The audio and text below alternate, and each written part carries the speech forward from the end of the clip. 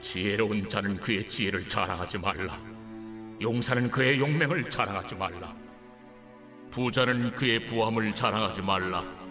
자랑하는 자는 이것으로 자랑할지니 곧 명철하여 나를 아는 것과 나 여호와는 사랑과 정의와 공의를 땅에 행하는 자인 줄 깨닫는 것이라. 나는 이 일을 기뻐하노라. 여호와의 말씀입니다. 오늘은 예레미야 9장인데요. 9장의 전반적인 내용, 그리고 예레미야의 어떤 느낌, 이제 이런 것들을 우선은 좀 전하면서 오늘 우리가 살펴보는 23절, 24절을 집중해서 보도록 하겠습니다. 예레미야는 주야로 눈물을 흘렸습니다. 왜냐하면 그 시대 백성들의 타락과 부패 때문이었어요. 탐욕으로 인해서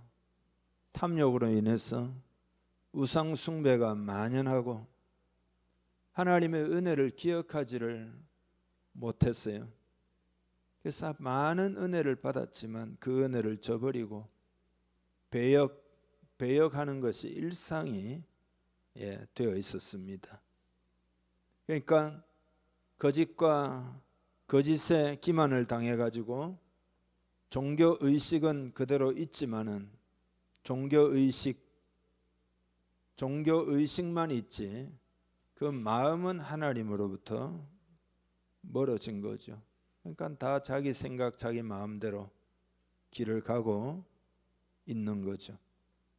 더 나아가서 예레미야가 눈물을 흘리는 이유는 그 타락뿐만이 아니라 심판이 지금 다가오고 있기 때문이었어요. 여러분, 심판할 수밖에 없는 하나님의 심정을 여러분들은 아십니까? 심판할 수밖에 없는 하나님의 심정 아십니까? 자기 백성을 심판하는 하나님, 당신의 마음이 얼마나 아프실까요? 심판이 다가오고 있기 때문이었어요. 그래서 하나님이 내가 사람들의 마음을 녹이고 연단하리라, 그렇게 결심을 표현을 합니다. 정결의 과정을 밟게 하지 않을 수가 없었습니다. 위선과 자기중심적인 그 이기심을 다루지 않을 수가 없었던 거죠. 심판은 정결케 하기 위함입니다. 심판은 그들에게는 너무나 참 힘든 거지만 결국은 유다 백성들을 통해서 하나님 나라를 이루려고 하는 그 정결의 과정이다. 그러나 심판이 임하기 때문에 예레미야는 슬퍼할 수밖에 없었습니다. 예레미야는 그 금방 다가오는 그 심판이 현실, 지금 예레미야의 지금 영적인 세계 속에서는 지금 현실인 겁니다.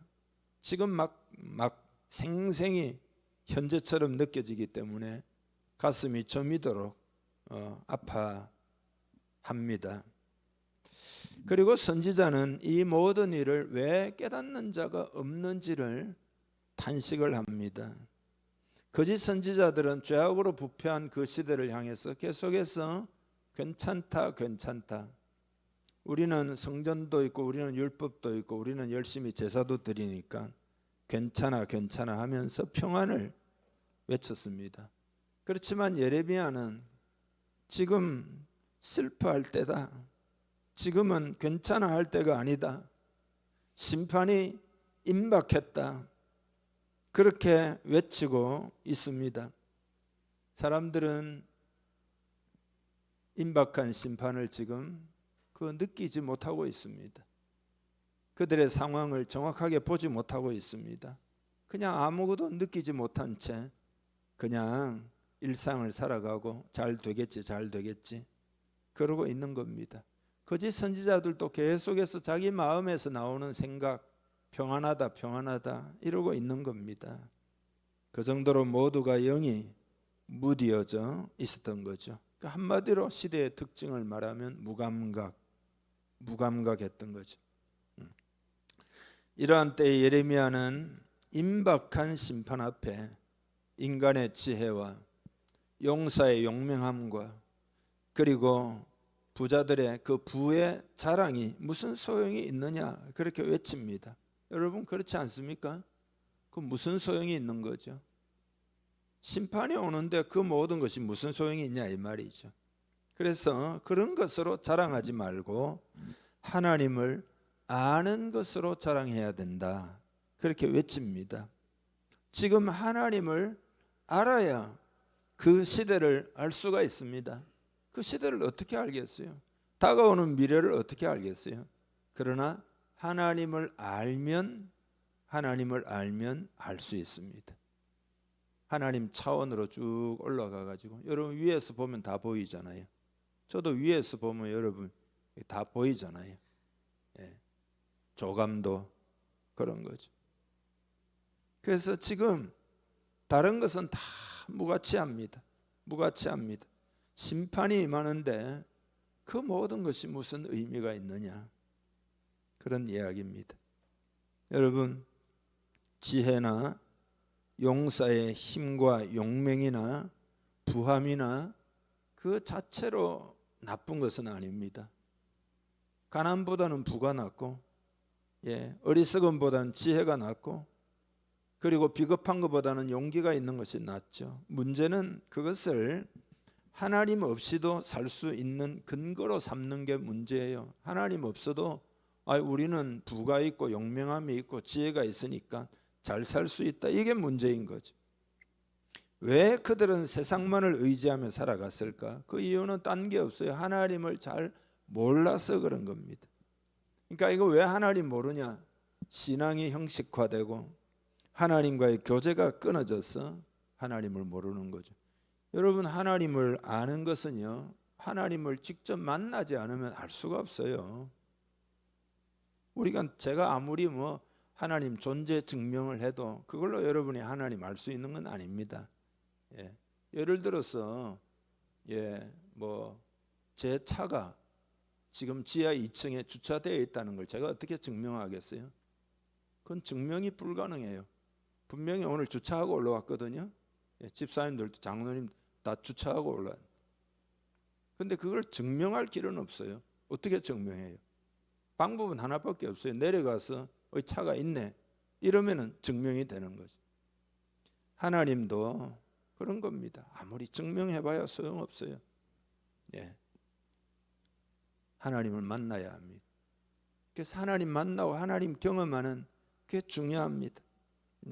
특별히 선지자는 하나님을 사랑과 공의를 이 땅에 행하는 자로 알아야 된다.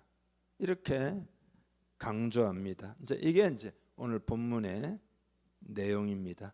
그래서 이 본문을 잘 이해하기 위해서는 좀 서론적인 이야기를 좀 하고 넘어가야 될 것 같은데요. 예레미야는 유다 백성들이 멸망하기 이전 한 40년 정도를 사역을 하고 멸망 이후에도 그건 정확지 않지만 한 5년에서 10년 정도, 그러니까 짧게는 45년 길게는 한 50년 정도 사역을 하는 거거든요. 마지막 그 멸망 때까지 5왕 시대, 요시야 13년부터 사역을 했으니까 그 다음에 여호아하스, 여호야김, 그 다음에 여호야긴, 그리고 시드기야, 이렇게 5왕 시대에 사역을 하는데 그 뒤에 멸망 이후에까지 합치면 한 40-50년 정도 된다.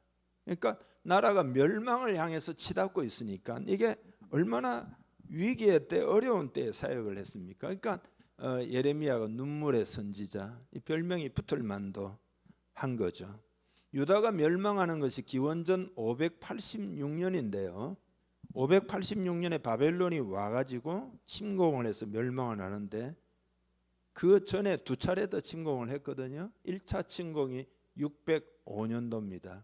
그러니까 멸망하는 해보다도 한 19년 전에, 그 다음에 2차 침공이 597년입니다. 그러니까 멸망하기 11년 전입니다. 그러니까 19년 전, 11년 전, 그리고 586년 세 차례니까 그것만 합쳐도 한 20년 가까이 되고, 그 이후에도 뭐 와서 전쟁하고 뭐 포로 잡아가고 이런 거 하면은 거의 뭐 한 30년 동안은, 또 전쟁 전에도 얼마나 위기가 고조가 되겠습니까? 그러니까 이 한 30년 동안은 그야말로 전쟁과 위기의 소용돌이 속에 있는 거죠. 유다 왕국이 멸망당하고는 완전히 이제 독립국가는 없는 거죠. 바벨론의 속주가 되고 성전은 다 파괴가 되고, 그리고 멸망 후에는 수많은 유대인들이 바벨론으로 다 사로잡혀 끌려간 거죠. 그래서 이런 배경을 알고 이제 오늘 메시지를 들으시기를 바랍니다. 그런 가운데 멸망이 오니까 헛된 자랑으로 인생을 살지 말라. 그걸로 지금 안 된다. 지금 그 이야기를 하고 있는 겁니다. 지혜로운 사람은 자신의 지혜를, 용사는 자신의 용명을, 부자는 자신의 재물을 자랑하는 게 아무 소용이 없다. 그렇게 선포한 겁니다. 그러니까 예레미야 시대 유다가 멸망 직전에도 사람들은 괜찮아, 뭐 괜찮겠지, 그대로 잘 가겠지, 이렇게 안일했던 것처럼 현대에 특별히 여러분 잘 사는 나라들 있잖아요. 잘 사는 유럽이나 무슨 뭐 미국이나 우리나라도 잘 사는 나라인데, 그 나라들도 그 풍요가 있기 때문에 문제는 뭐냐면 영적인 무감각이라는 위기를 지금 맞고 있는 겁니다. 그래서 여러분 지금 그 전 세계적으로 좀 산다 하는 나라들은 교회가 쇠퇴하고 있는 현상을 여러분 아시죠? 예를 들어 이제 미국 같은 경우는 작년, 그러니까 그 앞에 한 1, 2년 전에 그 2025년이 되면 교회가 15,000개가 폐쇄될 것이다, 이렇게 경고했거든요. 이게 예상치입니다. 그러니까 실제는 그거보다 조금 작은 걸로 알고 있습니다. 그리고 또 15,000개의 교회가 전임 목회자 체제에서 시간제 목회자 체제로 전환될 거다, 이렇게 전망을 했거든요. 그 정도, 우리는 이제 그 통계가 아직까지 그거 안 나왔습니다, 정확하게. 그러니까 그 정도로 위기다 정도로 생각하면 될 것 같은데, 또 이런 이야기가 있었어요. 향후, 그러니까 2024년도에 향후 수년간, 그러니까 2025년, 올해 27년, 8년 한 10만 개 교회가 문을 닫을 수 있다, 이렇게 추산을 했어요. 미국 교회가 한 40만 개, 한 45만 개 되거든요. 그러니까 4분의 1 정도가 문을 닫을 수 있다. 물론 이제 개척하는 교회도 있으니까 실제로 교회 숫자 자체는 그 무너져도 또 세우니까, 그렇지만 이제 감소세는 너무나 뚜렷한 거죠. 영국 같은 경우는 기독교인 비율이 2001년도에 72%였어요. 2001년도에 72%. 그러니까 예수 안 믿어도 난 크리스찬입니다. 영국 사람들 그렇게 말하니까. 어쨌든 그게 72%고 20년이 지나가지고 2021년도에는 그게 46%로 급감한 거죠. 교회는 안 나가도 난 크리스찬이야, 이렇게 생각하는 사람이 많았는데, 이제는 나는 무슬론이야, 나는 뭐 이슬람이야, 나는 뭐 교회 그런 거 안 믿어, 이렇게 급감했다 이거죠. 절반쯤으로 막 감소를 하고, 영국 같은 경우는 수천 개 교회들이 문을 닫는다는 거예요. 프랑스에서는, 원래 프랑스는 예수를 잘 안 믿으니까 한 2,000개 교회, 독일에서는 한 1,000개 교회가 폐쇄되고, 그 폐쇄된 교회들이 이제 뭐 여러분 많이 들었잖아요. 서점이 되기도 하고, 클라이밍, 교회 벽이 높으니까요, 그 클라이밍 하는 거 있잖아요. 그런 센터로 변화가 되고, 호텔이 되고, 나이트 클럽이 되고, 그렇게 되는 상황입니다. 독일은 교회세를 내거든요. 여러분이 이제 100만 원을 번다 그러면 8만 원 내지 9만 원을 교회세로 이렇게 냅니다. 그전에는 100% 냈죠. 근데 지금은 이제 그렇게는 안 하고, 그래서 소득세의 8 내지 9%를 안 내기 위해서 신자들이 교회를 막 계속 탈퇴하고 있습니다. 그러니까 이게 이제 숫자로 치면은 작은 중소도시 하나가 매년 통째로 지워지는 이제 그런 수준인 겁니다. 우리나라는 갤럽 조사에서 종교를 가진 성인 비율이 2004년도에 54%, 뭐 불교든지 뭐든지 간에 54%인데 재작년 2024년에는 종교 가지고 있다는 게 37%. 그러니까 그 중에 뭐 개신교가 제일 많기는 하지만 20%가 안 되는 거죠. 아마 10몇 프로 정도. 역대 최저치를 기록을 한 겁니다. 우리 한국 교회가 현재 한 100개 정도 교회가 경매로 넘어간다. 뭐 상가 말고 땅에 있는 교회들이 경매로 나온다. 그런데 이렇게 이제 교회가 쇠퇴하는 나라들의 특징이 있어요. 일단은 전부 잘 사는 나라들입니다. 국민 소득이 높고 특별히 복지 시스템이 완비된 나라. 그러니까 복지를 나라에서 이제는 다 가져가서 하고 있으니까. 그 다음에 스마트폰과 인터넷 보급률이 세계 최상위권 그런 나라들입니다. 그래서 이제 이런 것들이 영향을 미쳐가지고 사람들이 자꾸 영적으로 무감각해진다는 겁니다. 반대로 여러분 기독교가 성장하는 지역이 있어요. 아프리카나 중남미나 필리핀이나 인도네시아나 가난하고 복지가 부족하고 국가의 보호가 미흡하고 또 출산율이 높은 지역에서 기독교가 성장하고 있습니다. 그러니까 세상이 각박할수록 교회는 성장하고 살만해질수록 교회는 사라지는 그런 경향이 있는 거죠. 이런 게 있어요. 과거에 이제 교회가 제공하는 것들을 그 나라가 제공을 다 하잖아요. 예를 들어 교회가 치유를 하고, 그렇죠? 또 몸도 치유하고 마음도 치유하고, 그다음에 교회가 이제 교육을 많이 했잖아요. 옛날 같으면 저도 어릴 때 우리 양정중앙교회 고등공민학교라는 게 있었어요. 중고등학교 과정을 못 가는 가난한 아이들을 교회에서 공민학교를 만들어 가지고 교육했던 거죠. 복지나 문화나 상담이나 이런 게 전부 다 국가가 다 대체를 하니까 사람들의 생각에 교회라는 것이 그렇게 실제적이지 않는 거죠. 죽어서 천당 간다는 정도 의미가 있는 거지 그렇게 실제적으로 와닿는 거는 아니죠. 세상이 훨씬 잘해주니까 교회의 역할이 완전히 줄어든 겁니다. 그러니까 교회 나가지 않아도 무슨 손해가 별로 없어요. 손해본다는 느낌이 사람들은 오히려 드는 거죠. 그래서 처음에는 무관심하다가 점점 더 무감각해지는 대로 빠져들고 있는 거죠. 그러니까 어릴 때 교회에 대한 추억이 있는 사람들은 그래도 나이 들고는 외롭기도 하고 하니까 교회를 이제 찾아오게 됩니다. 그렇지만 새로운 세대는 여러분 현재 무종교인 있잖아요. 무종교인 종교인 아까 37%를 그랬잖아요. 무종교인 10명 중에 8명은 태어나서 한 번도 종교를 가져본 적이 없어요. 그냥 태어나기를 무종교인으로 태어나서 평생을 무종교인으로 사는 거죠. 그러니까 어릴 때 교회를 안 다녀봐서 교회에 대한 추억이나 뭐 유대감이나 뭐 이런 게 없는 거죠. 그래도 서양은 뭐 3번은 교회 간다는 거 아니에요. 크리스마스 때 가고 부활절에 추수감사절 가고 뭐 태어날 때 뭐 세례받으러 가고 또 무슨 뭐 죽을 때 장례식 하러 가고 근데 아무 유대감이 없는 거죠. 그리고 코로나 팬데믹이 결정타였어요. 전 세계 교회가 문을 닫고 우리도 막 문 닫아라 막 얼마나 그래가지고 그 이후에 돌아오지 않는 교인들이 지금 한국 교회도 굉장히 많습니다.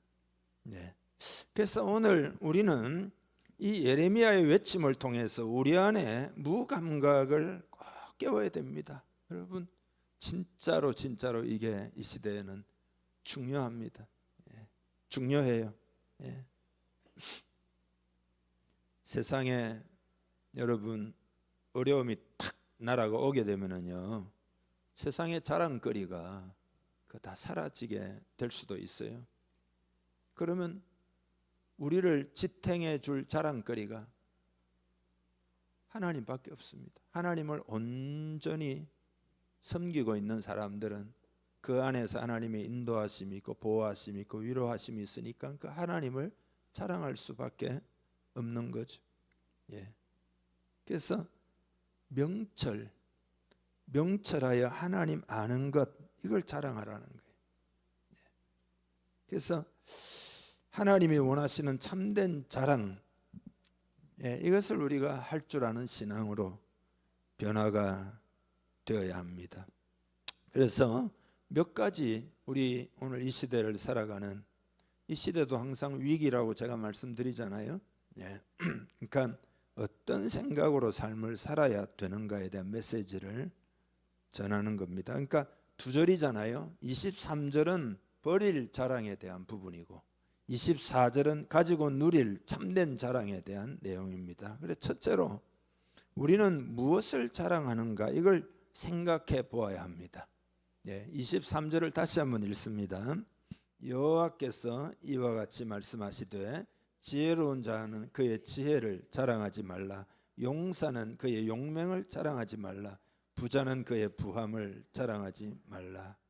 우리는 진실을 깨달아야 합니다. 그 진실이 뭐냐? 우리가 가지고 있는 모든 것은 하나님으로부터 온 것이라는 진실입니다. 여러분이 뭔가 가지고 있습니까? 하나님으로부터 왔다는 것을 꼭 깨닫기를 주님의 이름으로 축복합니다. 이 진실을 깨달아야 됩니다. 사람들은 다 자랑거리가 있어요. 그 자랑거리가 어디서부터 온 것인지를 따져보아야 한다.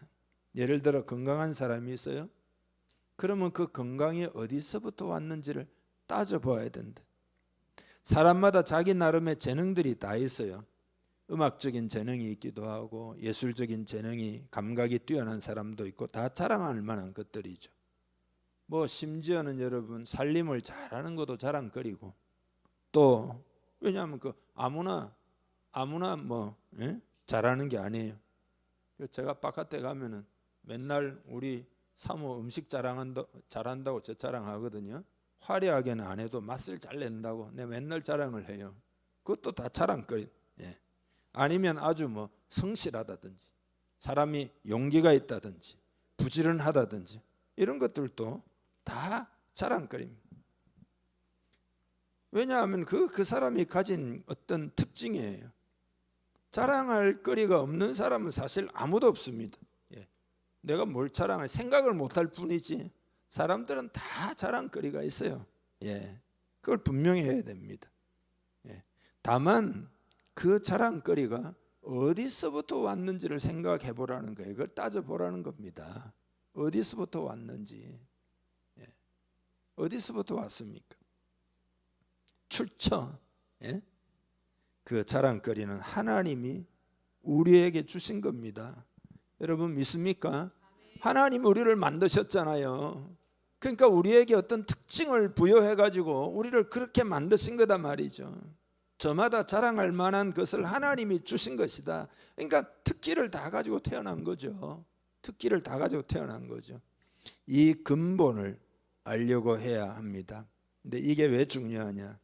인생의 진정한 성공과 실패를 완전히 갈라놓는 것이 바로 이겁니다. 이 근본을 알고 있느냐 알고 있지 않느냐에 따라서 인생의 진정한 성공과 실패가 나뉘게 됩니다. 그래서 이 근본을 아는 사람은 이제 그 다음 생각으로 갈 수가 있는데, 그래서 이제 둘째로 생각할 건 뭐냐? 참된 자랑은 하나님을 아는 명철이다. 요 생각을 꼭 해보아야 합니다. 그게 이제 24절이거든요. 읽겠습니다.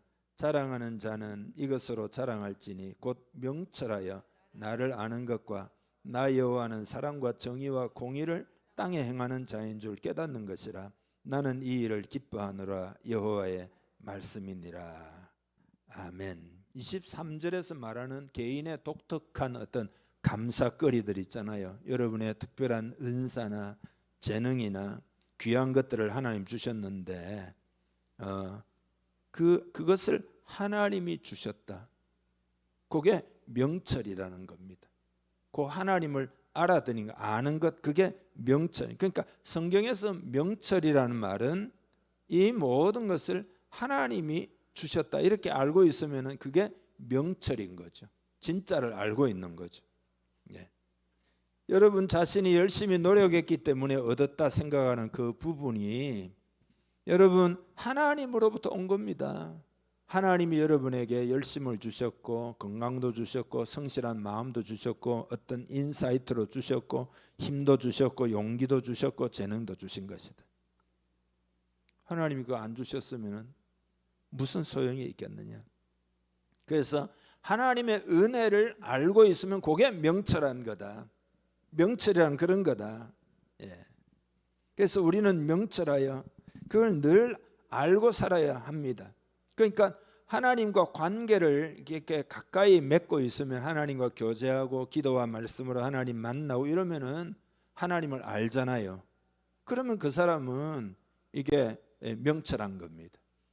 하나님의 어떤 관점으로 내 인생이나 세상이나 이 모든 걸 다 보는 눈이 열린 거죠. 통찰력, 분별력이 생긴 거죠. 그게 명철이죠. 예. 그래서 하나님을 아는 것을 자랑하라라고 한 것입니다.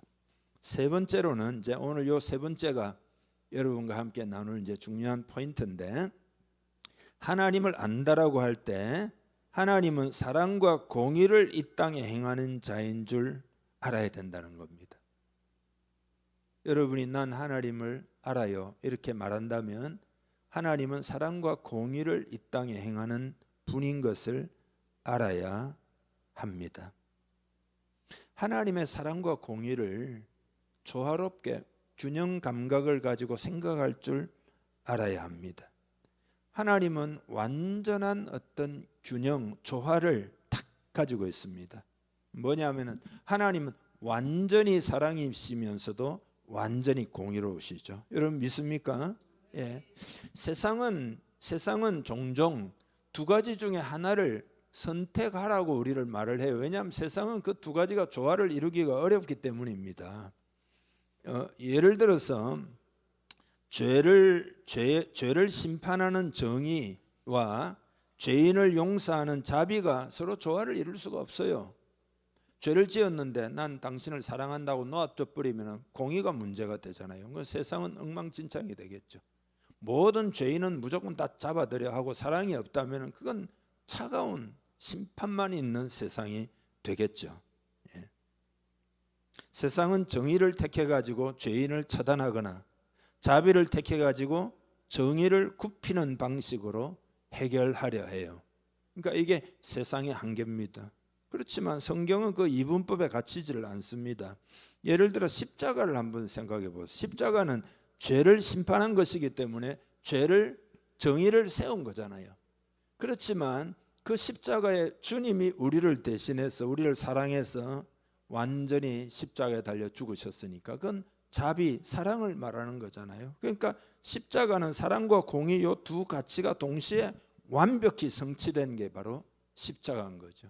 그러니까 복음의 놀라운 점입니다. 이건 세상에 없는 겁니다. 예.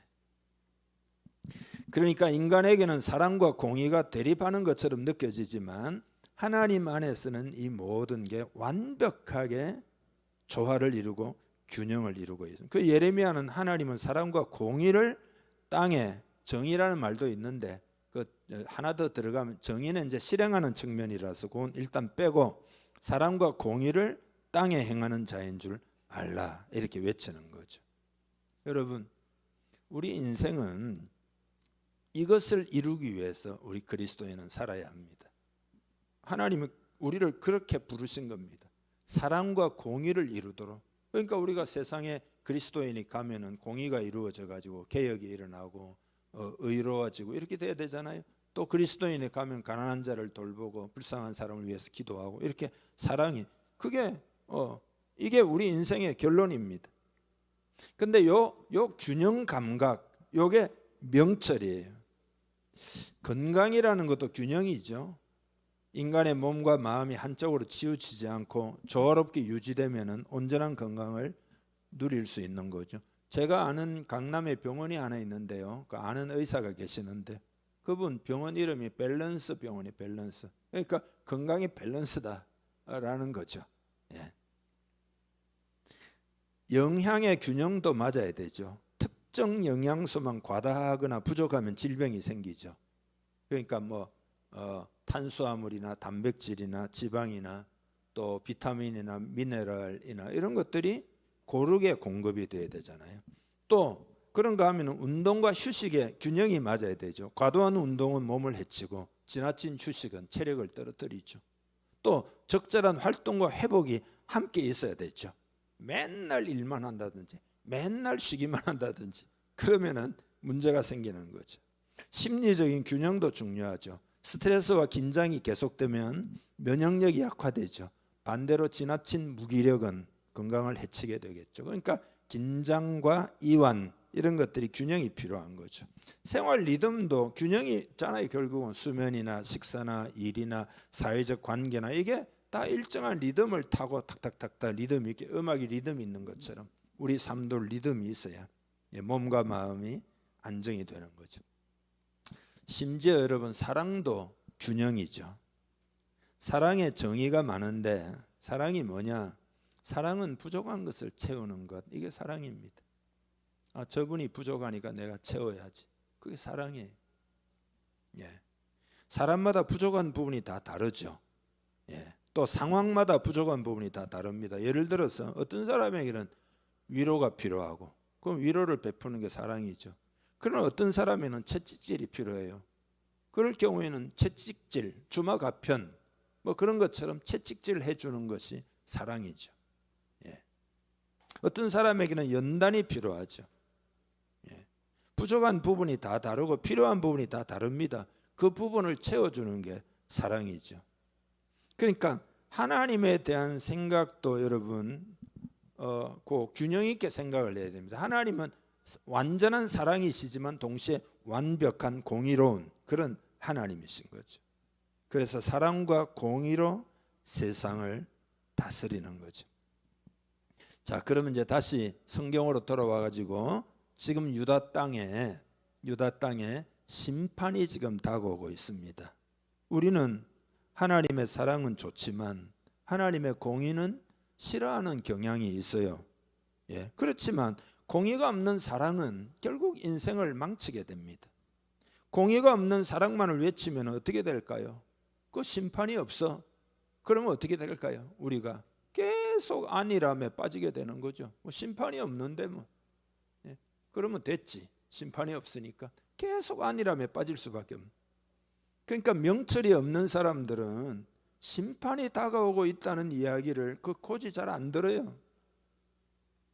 여러분 성경에 보면 심판 이야기가 얼마나 많습니까? 노아 홍수의 심판이 있고 소돔과 고모라의 심판이 있고 유다 나라에 68년도 70년도에 로마의 티투스 장군에 의해서 심판이 오고 예수님이 마태복음 24장에 보면은 계속 경고하잖아요. 지붕 위에 올라갔으면 땅에 가지를 내려오지 말라 한다든지 말이지. 계속 주님이 주의를 주잖아요. 심판에 대해서 알지 못하면 신앙이 세속화됩니다. 세속화가 뭐냐 하면 안일해지는 게 세속화예요. 그냥 안일해지는 거. 영적 각성이 없는 거죠. 안일해지지 않으려면 하나님의 심판을 알아야 됩니다. 그 세속화가 되면 어떻게 되느냐? 다가오는 심판을 느끼지 못해요. 그러니까 지금 유다 백성은 전혀 못 느껴요. 그러나 하나님을 가까이 하고 있는 예레미야는 그냥 막 점여오도록 지금 심판을 지금 막 느끼고 있어요. 예. 심판이 그냥 막 환상도 막 보이고 막 끓는 가마가 막 끓는데 북쪽에서도 기울어져 가지고 뜨거운 물이 쏟아지고 이런 거를 지금 예레미야가 막 느끼고 있는 거예요. 하나님을 가까이 하는 사람은 그렇게 느끼는 거예요. 그래서 예레미야는 당시 유다 백성들이 괜찮다 할 때 거짓 선지자의 말을 듣지 말라는 거예요. 그건 다 자기 마음의 생각에서 나오는 거다. 하나님의 마음으로부터 나오는 게 아니다. 심판이 다가온다. 그래도 사람들은 안 들어요. 그런 일은 없을 거라는 거예요. 아니라는 생각을 가지고 있는 거예요. 지금 하나님에 대한 생각도 균형이 있어야 된다는 말씀을 지금 드리고 있는 겁니다. 공의가 없는 사랑에 대해서 말씀드렸는데, 사랑이 없는 공의에 대해서도 한번 생각해 봅시다. 사랑 없는 공의, 그건 뭐죠? 너무나 가혹하죠. 너무나 가혹하죠. 공의만 있으면 우리는 다 죄인이니까 다 지옥 갈 수밖에 없는 거죠. 예, 예. 공의만 있다면 맨날 심판이겠죠. 예. 공의만 생각하는 신앙생활이 그 율법주의예요. 율법주의는 뭐냐? 두려워 떠는 거죠. 두려워 떠는 거죠. 그 두려워 떠는데 사람들은 그 두려워 떠는 감각도 자꾸 사라지니까 나중에는 어떻게 되느냐? 약간은 두려우니까 형식적으로 하는 거죠. 안 했다 소리 듣기는 두려우니까 형식적으로. 그 형식주의로 가는 겁니다. 이 율법주의는. 예, 억지로 하게 되는 거죠. 억지로. 마음에 진심은 없는 거죠. 마음에 진심은 없는 거죠. 이렇게 왜 치우치냐? 하나님을 경험해 보지 않기 때문이에요. 경험해 보지 않기 때문에 명철이 없어 그런 거예요. 이 세상에는 하나님의 사랑과 공의가 균형 있게 시행되고 있음을 내 영이 느끼고 있다면 여러분이 지금 하나님을 가까이 하고 있는 겁니다. 여러분이 하나님을 알고 있는, 하나님의 사랑 그러면 마음에 크게 와닿는 부분이 있고, 하나님의 공의 그러면 또 마음에 크게 와닿는 부분이 있고, 특별히 이 두 가지가 막 조화를 이루어 가지고 내 마음에 깊이 와닿으면 여러분이 하나님과 가까운 거죠. 반대로 심판에 대한 자각이 없고 뭐 어떻게 되겠지 이러면은 그 여러분에게 명철이 없는 거예요. 하나님의 불타는 사랑이 가슴 뜨겁도록 느껴지지 않으면은 그건 다 하나님을 모르고 있기 때문이에요. 모르고 있기 때문이에요. 그래서 오늘 결론은 뭐냐? 여러분의 영을 깨워서 온전한 신앙으로 나아가야 합니다. 이게 결론입니다. 공의 없는 사랑은 안일함을 낳고 사랑 없는 공의는 두려움을 낳습니다. 그리고 형식성을 형식적이 되게 만듭니다. 우리의 하나님은 완전한 분이시죠. 그러니까 이 말의 의미는 우리를 향해서 심판을 막 경고하잖아요. 지금 예레미야서에. 그건 단순히 무서운 경고가 아니라 우리를 온전하게 하시고 우리를 정결하게 만드는 하나님의 뜨거운 사랑이라는 것을 깨닫고 그 하나님의 사랑과 공의 앞에 우리 자신을 새롭게 하는 그런 신앙이 지금 우리 한국 사회에 지금 현재도 우리에게는 필요해요. 근데 예레미야가 지금 제가 영적으로 느끼는 것을 솔직하게 말씀드리면 지금 예레미야와 똑같은 시대는 아닌 것 같아요. 제가 볼 때는 예레미야, 그러나 이제 우리 지금 한국 교회가 지금보다 좀 더 가면 예레미야 시대처럼 된다. 이게 제가 느끼는 영적인 감각입니다. 그러니까 이사야 시대쯤 되는 겁니다. 이사야 시대. 여러분 오늘 말씀은 이제 여러분의 삶에 적용을 해봅시다. 여러분 하나님의 사랑으로 가슴이 뜨겁습니까? 하나님의 공의로 인해서 안일함을 깨웁니까? 예, 안일함을 깨우고 있냐 이 말이죠. 예. 만약 우리가 하나님을 알면 지난주일에도 했죠. 반드시 어떤 세상이 되어도 하나님의 보호하심을 받습니다. 하나님 안에 피난처를 발견하게 되고 안심할 수가 있습니다. 어려운 세상에 평강을 유지하면서 그리고 하나님 나라가 이루어지도록 헌신하며 살아갈 수가 있습니다. 하나님을 알기 위해서 기도의 자리로 더 나아오시기를 바랍니다. 말씀의 자리로 더 나아오기를 바랍니다. 예배도 더 사모하고 드리기를 바랍니다. 하나님을 경험하기를 바랍니다. 나팔 소리를 들으시기를 바랍니다. 심판의 소리도 듣기를 바랍니다. 그리고 동시에 하나님의 사랑의 음성도 듣기를 바랍니다. 세상이 주는 헛된 자랑을 버리고 하나님의 사랑과 공의를 경험하는 그런 신앙인이 되기를 주님의 이름 축복합니다. 그러면 우리는 다 승리하게 될 것입니다. 기도하겠습니다. 오늘 말씀 듣고 그렇습니다. 하나님 아버지, 하나님을 더 가까이 알기를 원합니다. 그런 소원을, 깨달은 사람은 소원을 하나님께 간절히 말씀드리기를 바랍니다. 다 같이 기도하겠습니다. 하나님 아버지, 감사하고 감사합니다. 완전하신 하나님, 사랑과 공의의 하나님이 이 땅을 다스리고 계시니 우리도 그 하나님이 어떠한 분이신지 알아 명철을 가지고 세상에 승리하며 살기를 원합니다. 하나님을 더 가까이 하여 하나님을 경험하는 우리 되기를 원합니다. 이론과 교리를 넘어서서 하나님을 실제로 만나고 경험하는 그런 신앙이 되기를 원합니다.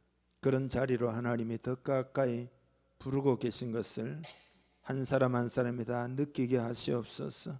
깨닫게 하시옵소서. 하나님이 부르시는 소리를 듣게 하시옵소서.